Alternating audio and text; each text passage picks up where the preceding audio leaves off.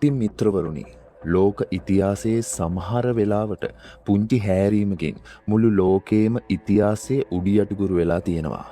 හිතන්න, අවුරුදු 2000ක් පරණ මල සිරුරක් දකිනකොට ඒක හරියට ඊයේ පෙරේද මැරුණ කෙනෙක් වගේ පෙනෙනවා නම්, නැත්තම් පොළොව යට සැඟවුණු මා විශාල මැටි හමුදාවක් එකපාරටම හමු වුණොත් මොකද වෙන්නේ? අද අපි රහස් තුලින් බලන්න යන්නේ පුරා විද්‍යාඥයන් පවා මවිත කරපු ලෝකයේ මෙතෙක් හමු වුණු අద్භූතම සොයා ගැනීම් 10ක් ගැනයි.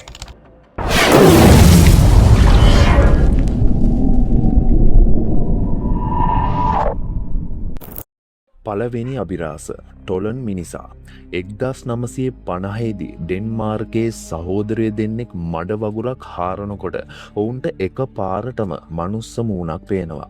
ඒක කොච්චර පැහැදිලිව පෙනුනද කියනවා නම් ඔවුන් හිතුවේ මේක ළඟකදී සිද්ධ වුණ මිනිමැරුමක් කියලා. පොලිසිය ගෙනත් පරීක්ෂා කරද්දි තමයි දැනගත්තේ මේ මිනිස්සයා මැරිලා තියෙන්නේ දැන් නෙවෙයි, මීට අවුරුදු 2000කට කලින් කියලා. එයාගේ බෙල්ලේ ලෙදර් ලණුවක් තිබුණා. ඒ කියන්නේ එයාව එල්ලලා මරලා දාලා. විද්‍යාඥයන් කියන්නේ ඒ කාලේ දෙවිවරුන් සතුටු කරන්න මිනිස් බිලි පූජා පවත්වන්නේ නැති කියලා. අර මඩ වගුරේ තිබුණු අම්ල ගතිය නිසා එයාගේ හම, ඇස්, ඒ වගේම මුහුණේ ඉරියව් පව අදටත් හරි පරිස්සමට තියෙනවා. දෙවිනි අභිරහස ටෙරාකොටා හමුදාව 1974 දී චීනයේ ගොවියෝ පිරිසක් ලිඳක් හාරනකොට ඔවුන්ට මැටි පිළිමයක් හම්බ වෙනවා. පුරා විද්‍යාඥයෝ ඒ හරිය හාරලා බලද්දි තමයි ලෝකෙම හොල්මන් වෙන්නේ. පොළොව යට මැටියෙන් හදපු සැබෑ මිනිස් ප්‍රමාණය සොල්දාදුවන් 8000කට වඩා හිටියා. මේ පිළිම 8000ම එකකට එකක් වෙනස්.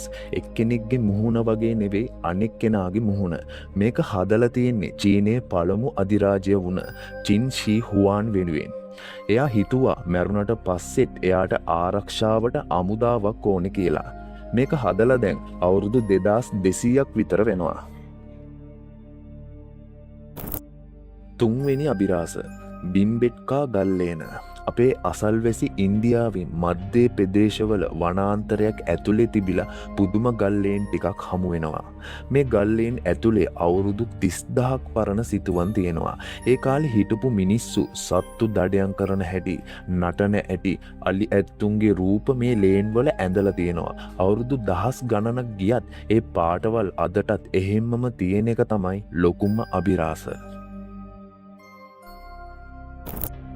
හතරවෙනි අභිරහස ටියුටන් කාමන්ගේ සොහොන් ගැබ 1922 දී ඊජිප්තුවේ රජවරුන්ගේ නිම්නයේදී හෝවාඩ් කාටර් කියන පුද්ගලයාට පොළොව යට තිබිලා රහස් දොරක් හම්බෙනවා.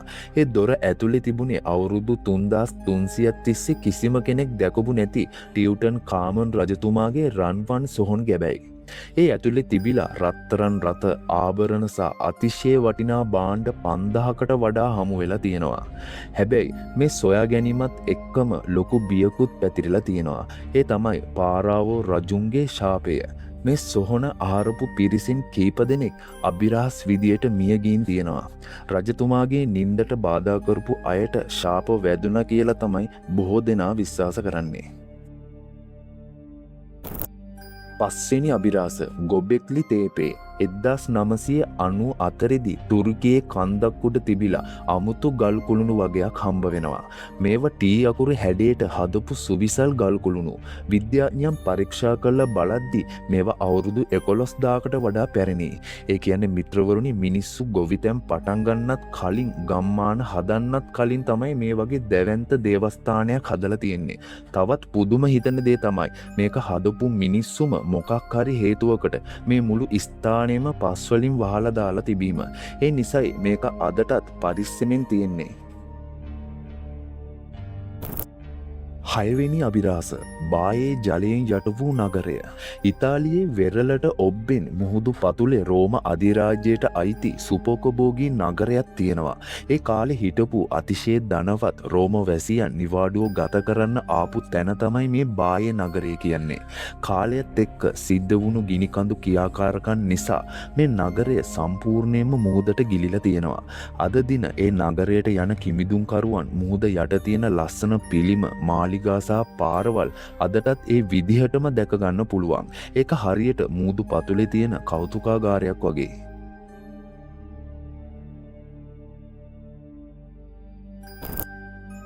හත්වෙනි අභිරහස පොම්පෙ නගරය. ඇත්තටම මේක කනගාටුදායක ඒ වගේම පුදුම හිතෙන කතාවක්. කිස්තු වර්ෂ 79 ඉතාලියේ වෙසුවියස් කියන මහා ගිනිකන්ද එක පාරටම පිපිරෙනවා. ඒ වෙලාවේ පිටවුණු ලාව සහ අලුවලට පොම්පෙ කියන මේ මුළු නගරයම විනාශ වෙලා යනවා. වසර 100 ගණනකට පස්සේ මේ නගරය හාරලා බලද්දී පුරා විද්‍යාඥයන්ට දැකගන්න ලැබුණේ හරි අමුතු දෙයක්. මුළු නගරයම ඒ කියන්නේ මිනිස්සුන්ගේ ගෙවල් කඩසාප්පු පාරවල් විතරක් නෙවෙයි ඒ වෙලාවේ මියගිය මිනිස්සුන්ගේ සිරුරුවල හැඩය පවා අලු නිසා ඒ විදියටම පරිස්සම් වෙලා තියෙනවා. මේක හරියට කාලේ නතර වුණු තැනක් වගේ. මේ සොයා ගැනීම නිසා තමයි රෝමාවරුන්ගේ එදිනෙදා ජීවිතය ගැන අපිට අද මෙච්චර තොරතුරු ලැබෙන්නේ. අටවෙනි අභිරහස මල මුහුදේ ලියවිලි. 1948 දී මධ්‍යම පෙරදිග කාන්තාරයක එළුවම් බලාගන්නා තරුණයෙක්ට තමයි මේක මුලින්ම හම්බෙලා තියෙන්නේ. එයා ලේනක් ඇතුළට ගලක් ගහපු වෙලාවක මැටි මුට්ටියක් බිඳෙන සද්දයක් ඇහිලා තියෙනවා. ඇතුළට ගිහින් බලද්දි ඒ ඇතුලේ තිබුණේ ලෙදර් සහ පැපිරස් කොළවලින් ලියවුණු පරණ ලියවිලි වගේක්. මේවා අවුරුදු 2000ක් විතර පරණයි. මේ ලියවිලි වල තිබුණේ ඒ කාලේ පාවිච්චි කරපු බයිබලයට අදාළ ලේඛන සහ නීති රීති. අදටත් විද්වතුන් මේවායේ තියෙන රහස් සහ අකුරු ගැන පරීක්ෂණ පවත්වනවා. මේවා කාන්තාරයේ රස්නේ නිසා අවුරුදු 10 ගණනක් විනාශ නොවී තිබීමත් ලොකුම පුදුමයක්. නවවෙනි අභිරහස සටන් වූ ඉස්වැස්ම. 1939 දී එංගලන්තයේ හිඩන් හිමියෙක් තමන්ගේ වත්තේ තිබුණු අමුතු පස්කොඩවල් වගේක් හාරලා බලනවා. එතනදී හමු වුණේ මා විශාල නෞකාවක්. ඒක ලීයෙන් කරපු එකක් වුණත් ඒ නෞකාව ඇතුලේ රජ කෙනෙක් වෙනුවෙන් හදපු සෝන් ගැබක් තියෙනවා. එතනින් හම්බ වෙන්නේ වටිනාම වස්තුව තමයි මේ සටන් වූ එල්මට් එක. මේක යකඩින් හදපු රත්තරන් සහ රිදී වලින් කැටයන් දාපු හරිම විස්මිත හිස්වැස්මක්. මේක සොයා ගැනීම නිසා තමයි ලෝකයේ දැනගත්තේ ඒ කාලේ හිටපු ඇන්ග්ලෝ සැක්සන් මිනිස්සු කලාව සහ කැටයන් ශිල්පය අතින් ගොඩක් ඉදිරියෙන් හිටිය කියලා. 10වෙනි අභිරහස ඩෙන්ඩෙරා ආලෝක සිතුවම. ඊජිප්තුවේ ඩෙන්ඩෙරා කියන පන්සලක බිත්තියක තියෙන සිතුවමක් ගැන තමයි මේ කියන්නේ. මේ රූපේ පේන්න තියෙන්නේ නෙළුම් මලක් ඇතුලේ ඉන්න සර්පෙක් වගේ දෙයක්. හැබැයි මේක දකින ගොඩක් දෙනෙක් කියන්නේ මේක හරියට අද කාලේ පාවිච්චි කරන විදුලි බල්බයක් වගේ කියලා. ගොඩක් අය විශ්වාස කරනවා අතීත ඊජිප්තු වැසියන්ට විදුලිය ගැන දැනුමක් තිබුණා කියලා. හැබැයි පුරාවිද්‍යාඥයන් කියන්නේ මේක ආගමික රූපයක් විතරයි කියලා. කොහොම වුණත් මේ රූපය අදටත් ලෝකයේ අద్භූතම රූප සටහනක් විදියට සැලකෙනවා. ඉතින් මිත්‍රවරුනි, මේ සොයා ගැනීම 10න් ඔයාලව වැඩියෙන් පුදුම කළේ මොකද්ද? පහලින් කමෙන්ට් එකක් දාන්න. අපේ රහස් නාලිකාව සබ්ස්ක්‍රයිබ් කරන්නත් අමතක කරන්න එපා.